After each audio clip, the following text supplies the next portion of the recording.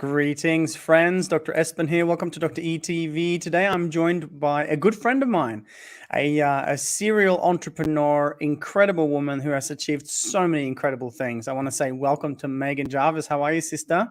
So well, thanks, Espen, and I couldn't be more grateful. It's so much fun, and it's so exciting when you get to do an interview with somebody that you're also very good friends with, you have chats with all the time.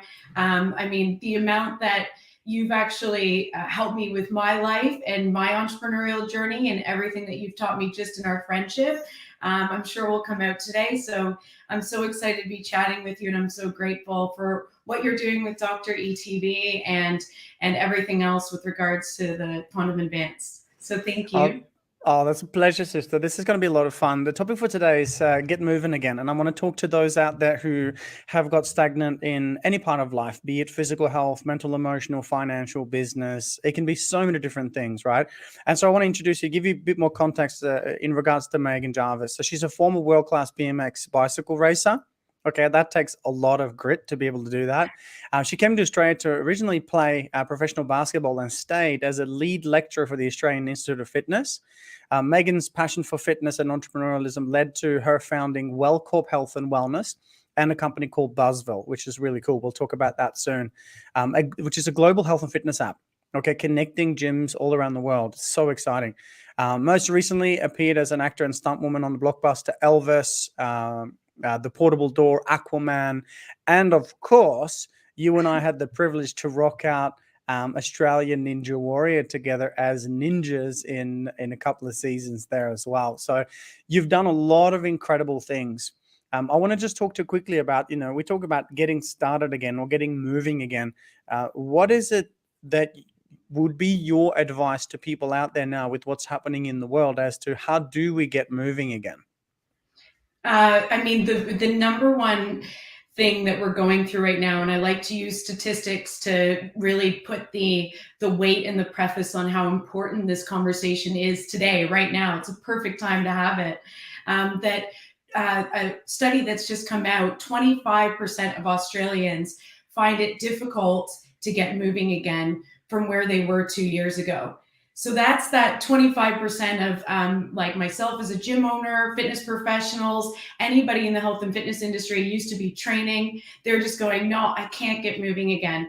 And then on top of that, of course, we know we've got that other 70% of the population are still in limbo. The other stat is 70% of people don't even know how much movement that they should be doing.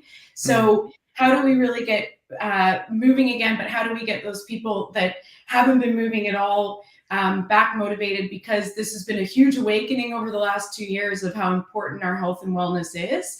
And my number one thing is looking at why you haven't. And what we get over thousands of clients is that I don't have time, and what I've tried before hasn't worked for me in the past.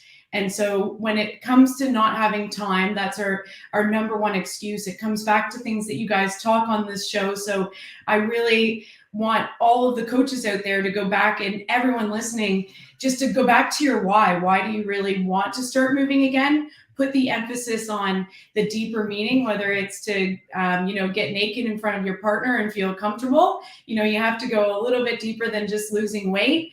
Find that motivation, and then use tools that really switch your brain from one side of the keep me safe zone to the other, going, okay, I can take that first step again. I can go for the walk. I can actually park my car further away, just do some incidental exercise, and then start moving again into maybe fitness outside, outdoor activity. And the gym is really the last thing that we look at right now. So that's where we're really looking at that 25%, getting them moving again and hitting on those other 70% of people that haven't been moving, and giving them motivation to do so. Look at their objections and play on that. So it's been an exciting first 3 months in the health and fitness industry, because we've been able to start tackling these in a different way than we've ever have before. It's really coming down to that mindset, the subconscious, and rewiring with our neuroplasticity. So it's been really, really fun. Oh, that's so cool. And you know what's it's interesting when you look at it, because the old objection that I don't have enough time, my old mentor used to say, if you don't have time to meditate 20 minutes every morning, just do 3 hours instead.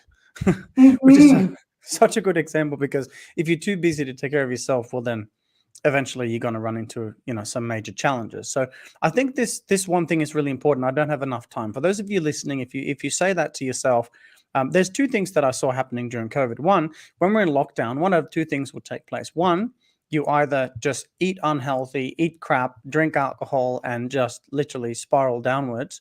Or two, you say, okay, you know what, I'm going to take charge. I'm going to actually take care of my life, eat clean, start moving. And even if I can't leave my apartment, I'm still going to do some conscious movement, some breath, some yoga, some fitness, whatever. It's really interesting when you observe it, because the excuse then of I don't have enough time, it doesn't last. It's not valid when someone actually is at home with all that time. So you kind of have these two different kinds of people, one that doesn't move and one that does move. And this is why it's so important to have conversations like this, because for those of you listening, I'm sure that many would like to either, one, start moving, or two, take your movement and your fitness to the next level. So if we can observe this and look at these objections and actually start moving again, if we can get the 25% to 30%, or maybe even up to 40 or 50%, what's the next step after that? Because you've seen thousands and thousands of clients and you've been in this field for a long time. What would you say would be the second thing to do once we've actually started moving and we've identified the why, which I love Yeah. that you spoke to, the emotional reason why? What do we do after that? So, and thank you for bringing up time again, because time is the toughest. And I'll go back to some easy ways to just tackle time that we've been using lately when it comes to getting people moving again. But the next step, and I'm really calling this early and now, and being a wellness coach myself, which is coming from a kinesiology background, then getting into exercise therapy, exercise sports science, and massage therapy, then looking at NLP and some deeper aspects, all the different verticals, is that we no longer just have, okay, we're going to start moving again. It's a full holistic approach now. In 2022, it's coming to the surface that you're not really just a PT. You've got to have these other elements of wellness, because people are awakening to going, oh, maybe I really do need to look at the mindfulness component of meditation, breath work, and sound healing. Nutrition's 80% of losing weight. So maybe I should look at what I'm eating, what my portion size is, just looking at the real basics of what I'm putting in my body. And those are really it's a combination of all three. It's the triad of, okay, I've taken that first step, but now how do I add in the things that make this a full mind, body, spirit approach to a lifestyle that I'm going to keep going in. And that's to start diving into some of those other areas. And we say try everything, because a lot of people that say, oh, well, it's just not for me, Meg. I don't like one conscious breath a day. I just, that's not my thing. Well, have you tried One Giant Mind, the meditation app, or have you tried sound healing when you go to sleep? You just need to give everything a go, because you really don't know which will work and which will help you on that journey. So I think as we start getting moving again, it's important to bring in this all-encompassing approach. And fitness professionals out there, we need to start calling ourselves wellness coaches, because it's going to become a new trend, a new way of thinking for our clients as well. I totally agree. And I heard an expression once, then it was pretty much like, if the doctors of today don't start practicing and studying and teaching nutrition, they will pretty much not be the doctors of the future, because the doctors of the future will be those who educate the patient or the client towards the health of the natural part of the human frame, which are those fundamentals that you're talking about. Honestly, if I can give the listeners and viewers a little hint of advice, like, I have always had personal trainers and coaches in my life. An example, let's say that, Megan, you said to me, Espen, I'm going to meet you at 6 a.m. at the gym, and we're going to do some just basic functional movement, or we're going to do yoga or whatever, right? And if you compare that scenario to me saying, I'm going to go to the gym myself tomorrow 6 a.m., but there's no one there waiting for me, what do you think the likelihood would be that I would show up if you weren't there? Okay, well, that's relevant to and different for every person, but I'm going to dare to say that the likelihood of the person, myself or whoever, showing up, if no one's there waiting for you, is significantly lower. Okay, so why is that? Well, the bed's comfortable. Maybe I went to bed late. Maybe something happened. Maybe I just want to sleep in. Or maybe I haven't exercised this number one muscle, which is self-discipline. So what happens? Then I end up lying to myself. I sleep in. I feel bad. My guilt makes me sicker. And, the snowball effect. So I just hack this really simply by having personal trainers, even some of my employees in my life that are all there all the time to keep me on point, because I know that if I place that accountability partner in my life, I'm going to get it done. And then I'm going to have an incredible day, productive day, and full of energy, et cetera, et cetera.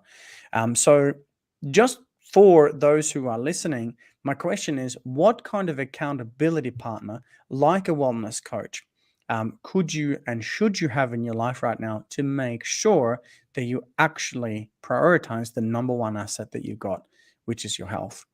Meghan, I want to talk to you. Yeah, Could I I touch want on that I want to really ask quick? you. Yeah, That jump in.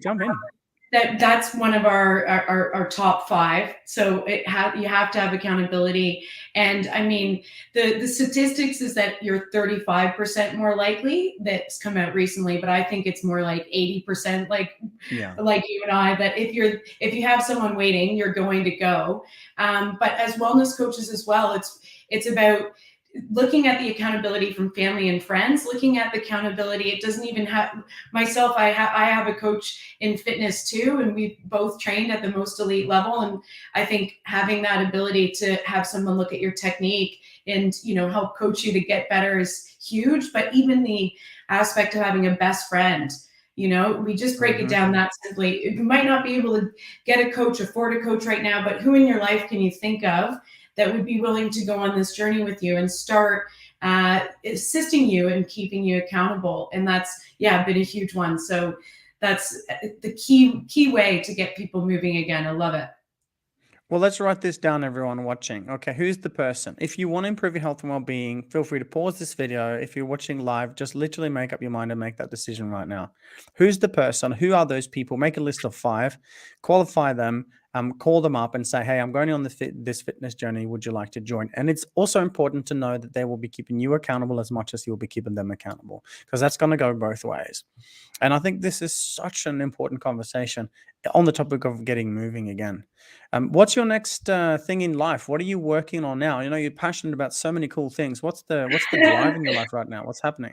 At the moment, expansion in the gym area. So really putting some a stronghold on some different states. We're going from just opening a gym in New South Wales to Victoria, and the roadmap is Southern Australia and then WA over the next 9 months. So it doesn't seem like much, but I'm there actually inducting everybody at the gym. So it's, from the base level of construction, fit out, the whole thing. So we're going to be moving really quickly in that aspect, which is great because we know it's so needed. And we've had a lot of smaller players go under during COVID in the fitness industry. And we're going to see a big boom. People are going to start moving again. And I think that's, why my focus is there is because it's an exciting time. Everybody's going to be getting back to the gym. And entrepreneurial wise, that's been a dream of mine, as I've been saying to you for the past year and a bit, to really get this going. So I'm very excited for what I've visualized is coming true. I was saying to Laura backstage, I get goosebumps just thinking about it. This is so cool. You're expanding into health and wellness during these times when it's most needed. I absolutely love it. On the topic of getting moving and entrepreneurialism, I want to talk about this because you, like me, are self-made. We started with nothing. We've worked our way up from scratch. And here you are traveling around the country, opening up business after business and several one at once. If you were to talk to those startup entrepreneurs out there that either one want to start their own business or two have their own business and want to scale, what would be some advice that you would share in terms of getting movement as getting moving as an entrepreneur? Yeah, absolutely. So number one, for myself, it's also part of my body type and my phenotype, but it's connect. connect with people that are in your industry or that you're emulating or looking up to and want to be, and ensure that you're reaching out. I just became a ambassador for WIFA, the Women in Fitness Association. It's the largest women in fitness association globally, with over 1,500 members of female fitness entrepreneurs, that we get to connect with people in Egypt and India, hear what they're doing over there, and how Red Bull was born in Thailand. You really do need to see what's going on globally, no matter what industry you're in. So the more that you can connect online, and the more that you can, it's readily available. Everybody's actually coming out of, I'd say, a growing or an internal stage, and we're all going, how do we reach out? How do we start traveling again? And proximity is power. We know that. Connect with the people around you, and really that's the number one to entrepreneurs. And then I'm huge on this. I've just read Grant Cardone's 10x Your Goals, and you need to actually look at what you were doing the past 2 years and 10x the actions that you were taking. Get out there, take mass action. It does take mass action. I mean, we can think about it for a long time and miss the boat. Right now, the amount of millionaires that were billionaires created during a crisis like this, it's like Disney, Apple, IBM, all of them. So we really need to think about getting out, connecting, and taking mass action. Those are the two big ones for me. 10x this it. is 10x it. Okay, so for those out there, let's do this right now. Do you have written goals? Okay, for those watching, just say yes or no loud. Do you have written goals? I'll tell you a study that I read out of the MBA students out of Harvard. It was incredible. About 83% of people had no goals. Okay. About, I think it was 13%, or let's say around 10% that had goals but had not written them down. And the very small percentage, like 1 to 3%, I think it was, that had goals and had written them down.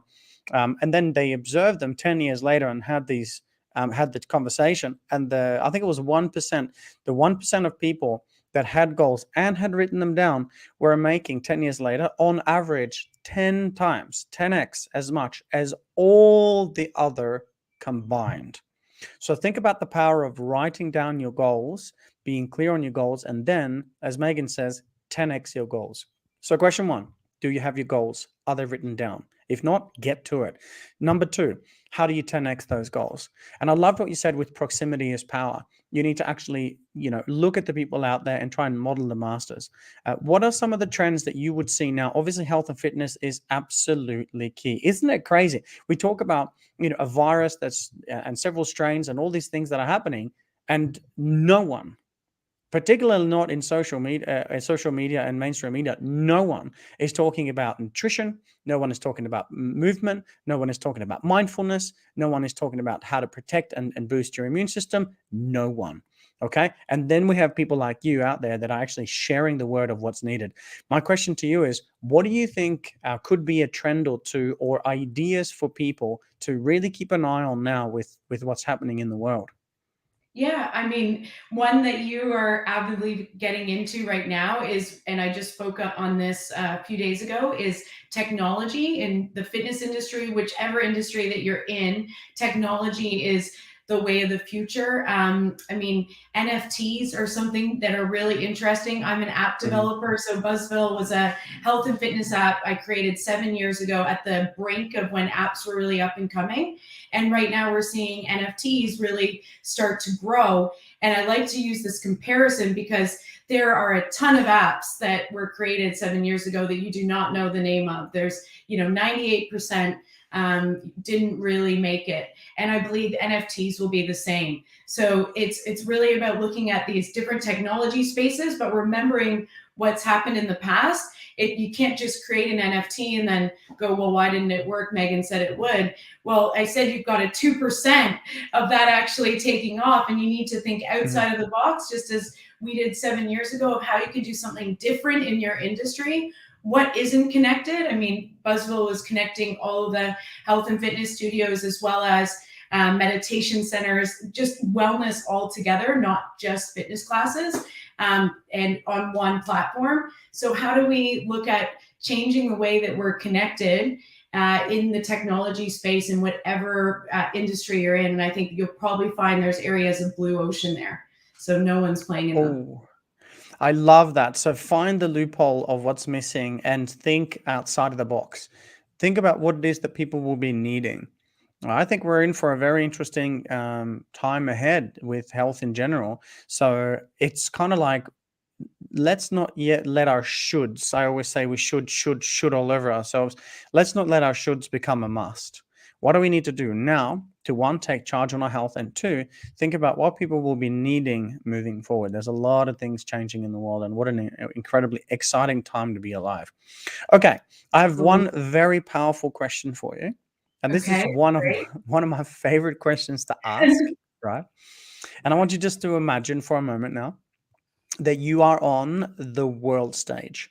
You're on a stage, and there's hundreds of thousands, if not millions, of people, and they're all there watching and listening to what you are about to share. And on this world stage, you'll now have an opportunity to share a message to the world, whatever it is for you, whatever comes through. What would be your message to the world? That together we're going to build a healthier environment and a healthier population of amazing people, utilizing all of the great technologies and the resources that we already currently have, and that this is the way of the future, looking at our health and well-being personally and the health of the planet. And I'm so grateful to be standing and sharing this with you, and it's my mission. Oh, I love the clarity in that. I love the clarity in that, how clear that was.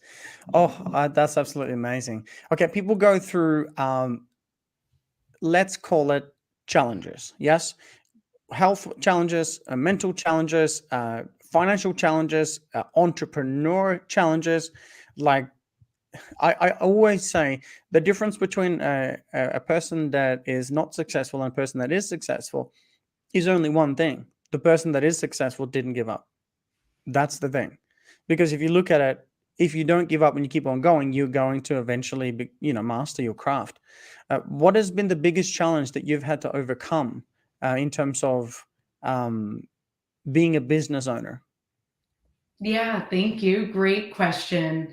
It's interesting because I feel like, and I was mentioning this to you earlier, and I know a lot of your viewers know Joseph Campbell and the Hero's Journey. I feel like I've been consistently doing a loop throughout my entrepreneurial journey, getting a new call to adventure, a new challenge, a new set of demons, and the cycle continues, and I continue to grow. And similar to what you've shown me in the past, it's just getting faster and faster and going up, quicker in the Mm. direction that I've been emulating for a long time. So my biggest challenge, I think, came early on, which was amazing, and that was having to buy out another director of my company after 3 years of battling back and forth in in Buzvil, in a large not large entrepreneurial venture, but also having a lot of stakeholders, board members, and probably the biggest gutsy move that I've ever done, and took control of the company from there. But all of that wasn't easy, and there were so many bumps in the road, and the constant board debates, arguments, and then actually taking that first really big step. That was by far the most difficult thing I've had to tackle. But I can say, with from there, I think at the time we had about 100 users on my fitness app, and I went and presented to Uber within, I think, 30 days of this happening, and ended up partnering with Uber at a very early development stage. So it kind of set me into a major take action, awesome phase. And I heard an interview you were having the other day with regards to, action and masculine energy, and the feminine energy of being in a calm zone, and really enjoying all of the moments and not taking those first leaps. And I feel like throughout that entire journey, it was having to take mass action, and then having to step into my feminine leadership role, having to take mass action. So it's been like this beautiful dance, and I'm so grateful for my feminine energy when it comes to the entrepreneurial journey in the fitness industry. It's definitely worked as a great asset, and that it helped me overcome some really big barriers initially on. Oh, beautiful. Think about this, guys. The masculine and the feminine, the doing and the non-doing, the mind, the heart, the coherence between the two. And so what we tend to do is we're either too much in the masculine, too much pushing, too much drive, go, go, stop, stop, work, work, or go, go, don't stop, work, work, keep on going, keep on pushing, or too feminine, too passive, too submissive. Now, not that the feminine is passive or submissive, but in the entrepreneurial sense, being too relaxed and sitting back and waiting and not taking action is obviously going to be a challenge. So I love that you've spoken to the balance here. I think this is absolutely key. What's an inspiration for you? What do you look to for inspiration, for motivation, for transformation in your own life to stay on your journey as an entrepreneur and as a thought leader in your field? Yeah, brilliant. The amazing minds that I have around me. So they keep me going. And my number one inspiration is family. It comes back to really one of my highest values. And I'm always so inspired and so grateful and inspired by my parents. My dad was a professional athlete, my mom a psychologist, and they've really led me to believe in myself at the highest level that I can make a global change. So that they've really kept me motivated. But with regards to take action, some really easy ones, and I know that that's why some of you guys might be tuning in today, of what we use with our take action and motivational techniques right now. And this is what we found over the last 500 clients, I would say, that we just inducted over in Sydney have really started to assist. It's little changes, and you've touched on this earlier. It's little tricks of the mind to get that first step.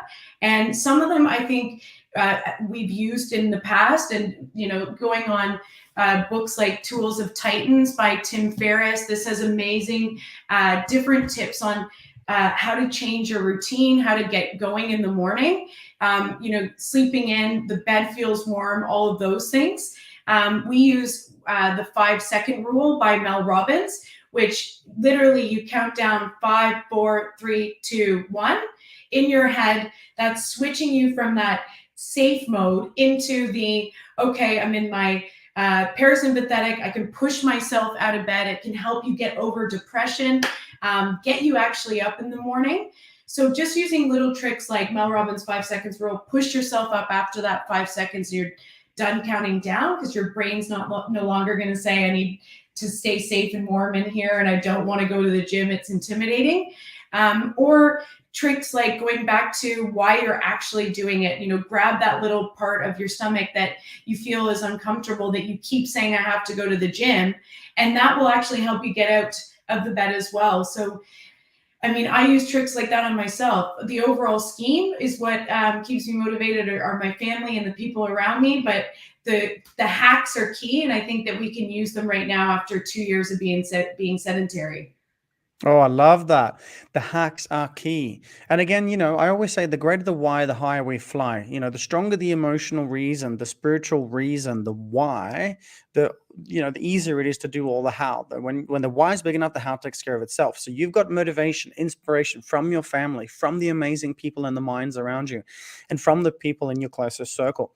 What if, and this is for the viewers out there, what if we could peg our goals, our health goals, to that of the people around us, such as to inspire our children that daddy can lose weight, that mommy can go for a walk, that we can be healthy, and not just healthy, but to thrive. What if we could peg that to there? I think this could be a great idea. And once we start to get some movement, what if we could take it to the next level? I am like you. I've got these, I talk about the 8 areas of life. And my question is, how can I obtain peak performance in all these 8 areas of life? So I go get the best mentors in all the different areas of life. And I literally look at the hacks. Like I've already written down the name of the books that you've talked about, because I'm like, Tim Ferriss, it's on. Grant Cardone, it's on. I'm going to be reading. I'm going to be studying. I'm so excited to absorb that content. Yeah, ditto. And that's what motivates me too. So I think the ability to want to keep learning is very important. And as an entrepreneur, we really get caught into the doing. And we forget that the reason we became an entrepreneur is to be able to continue learning, expand our horizons. We don't want to be put in a box and be living out somebody else's goals. We want to be doing our own. And how do we keep our goals are constantly adapting, and everyone's written them down today. So perfect. In Grant Cardone's book, he writes his goals down at the end of every day to remind him why he's getting up in the next morning, to remind him, did he accomplish one, and what is the next step now? And to keep moving on our journey, because that's what gives us a healthy mind, which it also makes us want to stay healthier for our family and ourselves. So I think it's so important to have that ability to continue learning and developing as well, especially as an entrepreneur. Oh, I love it. And one thing I just want to speak to, which I heard many, many years ago, which is really important. Entrepreneurship is not for everyone. It's not for every single person. Sometimes being an entrepreneur is being the best mom, the best dad in the world, right? And that's enough. That is success, right? You don't have to think that you have to go out and save the world. That's not how this works. It's real simple. Just do what you love and love what you do. And if you're in, doing what you're loving and you're in service of other people, you're actually success. You're a success. It's really important not to project other people's values onto us. And so there are those who are supporters, who are architects and builders, and there are those who are thought leaders and those who drive innovation. And it's really important to kind of feel into that, because both types of people are really, really, really important and also really needed. Meghan, just over to you. With what's happening in the world, with getting moving again, what would be some advice for those people who have heard this, they feel inspired now, and they're ready to start moving in their lives? It could be physical movement, it could be entrepreneurial movement. What would you say is a key cornerstone for them to consider and to get started?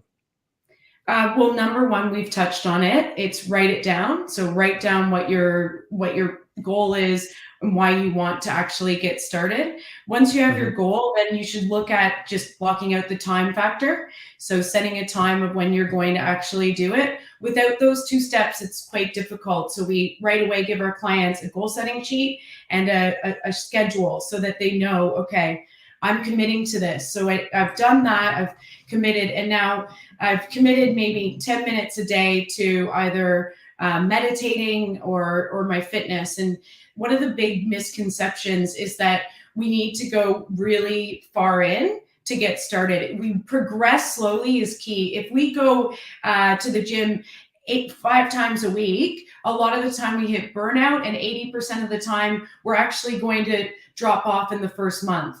So it needs to be a slow, progressive rollout of when we start to get moving and start to actually take that first step in. We do with clients 1-minute workouts, which actually at a very high intensity have been scientifically proven to be as good as a 20-minute cardio session. So eliminate time out of the factor. Look up 1-minute workouts. They're fantastic. We also look at just the basics of how about we do 1 push-up. So it just starts with 1 push-up in the morning. I don't want you to do 10. I want you to do just 1. Or let's do, I don't want to do push-ups. I won't even do desk stretches. How about 1 mindful breath a day? So just a nice, simple box breathing exercise, 4 seconds up, hold, out, hold. Good job. You've done 1 mindful breath a day. And then what we see is a real great domino effect of wanting a bit more. And then you find actually 10 push-ups is easy. I'm at 50 now, and it starts to be a domino effect. So I think that just starting slowly and progressing is the next real big step. This is so key, because now there can be no excuse such as I don't have time. Right? It just cannot be. Every person can do 60 seconds, right? And this is key. I remember I was a personal trainer, right? 12 years.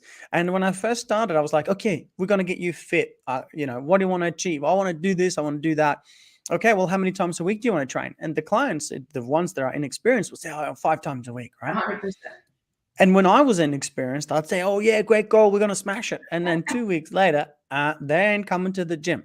Right? They're burned out. They're exhausted. They're so sore they can barely get out of bed. And so what I changed, I swapped it. So now, because then the energy, consider this, now the energy was, I'm calling them saying, hey, how are you going? Are you coming back? And so I'm now, I call it throwing life rafts to get them to take care of their health. No, not how it's going to work. So I changed it the other way around. So I say, okay, well, James, you want to get fit? Yeah, I want to get fit. Okay, well, how many times a week do you want to exercise? Oh, 5 times a week I want to exercise. Okay, great. How many times have you been exercising per week over the last month? 0. Okay, well, then we're going to start with 1 for the first week. And then we're going to do 2 the next week. And we're going to keep on doing 2 a week until you are ready to go to 3. And then James would be, no, but I want to get fit. And I'd say, well, the only benchmark that I'd like us to consider here for you to get fit and to stay fit is if you continue to exercise. It's pointless drinking water unless you're going to continue to drink water, because if you drink it once, you're never going to stay alive. It's pointless exercising. It's pointless eating clean unless you are going to continue to do so. That's when you get results. And so now the energy wasn't, hey, James, are you coming to the gym? What's happening? The energy was, James, can I please come to the gym an extra time this week? And now we have inspiration and motivation. So I love what you're talking about here. Take it away. Make it simple. Start with 1 minute a day. For those listening, I want to just check in. Who's committed to this, to starting their journey, and or if you're on the journey, to take that journey up just 1 level? I'm absolutely so pumped about this. And Meghan, any final words to take it away? What do you want to share before we wrap up? yeah, I would love to give your viewers a prize today if they can guess this question. So if they get it right, whoever gets it first right, I'll send it out to them. It's an MJ stretch band, and it has to do with hydration. And hydration is also one of the easiest ways for everybody viewing this to get started. Being properly hydrated actually can help you lose weight. It helps you have more energy. Our brain is 80% water. It helps you think and really be a lot more present throughout the day. So if you can guess how many glasses a day does the average person lose? How many glasses a day of water does the average person lose in a day? So whoever writes that down in the comments. Okay, in the chat section, let's go. How many glasses a day does the average person lose by just living normal life? Yeah, just living. Okay, Valerie is saying 8. Maria is saying 12. Close. Everybody's very close. Okay, and go again. Whenever you get the right answer, you guys are close. So the basics of getting started on proper hydration, we should be having at least 2 liters of water a day. Set a reminder on your phone that reminds you. It goes off and it actually 10. Valerie, you. Yes, Valerie, congratulations. That's awesome. So 10 cups of water a day. So it means that water is extremely important. We start our clients on just hydrating better. So if you're thinking taking that first step is hard, it's literally just doing hydrating more. Setting a reminder on your phone, putting a sticky note on your computer, or just having, like you and I have, having a water bottle accessible is so key. So start small and it'll grow from there. Yes. And I've seen your office from home. Yes. Always has sticky notes on it. So I know what. So exactly perfect. Right. Might as well, right? It feeds the unconscious with subliminal, powerful messages. So why not? Always. I'm absolutely all for it. Hey, Meghan, I want to give our viewers one little extra bit of value, and also just to do the right thing here. What's the best channel? Where's the best place to get in touch with you? Obviously, Valerie's won her prize, and people have questions. Okay, we get it. Start simple. I can do that. I want to learn from Meghan. I'm inspired. Where do they get in touch with you? Yeah, fantastic. Meghans Jarvis on LinkedIn is easy. So I think my name might be at the bottom. But also LinkedIn is Facebook and Instagram. Meghan W. Jarvis, and WellCorp is the company. So you can also go on our site. And yeah, we really look at honing in on corporate wellness, but are happy to show you guys the all-encompassing approach of how to get motivated simply, easily, and ensure you progress slowly throughout your health and wellness journey. Now's the time. Take some action. I love that. And honestly, if you're a business owner, My question to you is, have you got the appropriate health and wellness systems in place for your staff to reduce absenteeism, presenteeism, to really get productive, happy staff? Like in one of our companies, we've got 18 staff, and all the time we talk about, when is the detox? We detox together before the events, we're eating clean, we always take care of each other and support each other. And what we see is not just the rise of this wellness, this incredible productivity and energy that we see, but the community. We thrive, and because we're well, we love being at work. And so for us, it's not coming to work and then ticking the box and going home. It's actually being part of a mission that'll improve our lives and inspire us, and obviously make us healthier as we age as well. Absolutely Oh, love it. that's critical. And I mean, Google, Apple, all of the bigger companies are taking this to the next level because it is the way of the future. At Apple, they actually set an alarm every hour to have the staff get up out of their seats and walk around because they know how important not being sedentary all day is to blood circulation, our blood pressure, all of the different ailments, osteoarthritis that we get. So important as business owners, but even as if you are working from home or working with somebody else, just look after yourself utilizing these simple tips today. Done. Let's do it. And before we close, let's do this, okay? You and I were behind the scenes, Ninja Warrior. We had a good time. We'll do 1, 2, 3. Show me your favorite ninja move, okay? Okay. 1, 2, 3, go.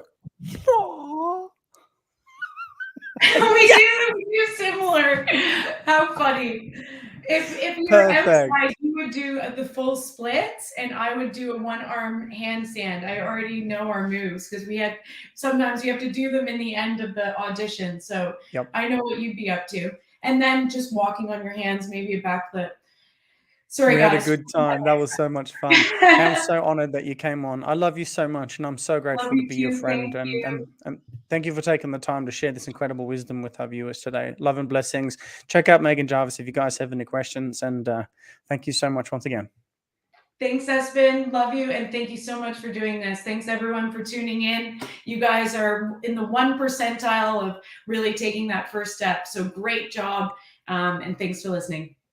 Let's get moving again. Thanks so much.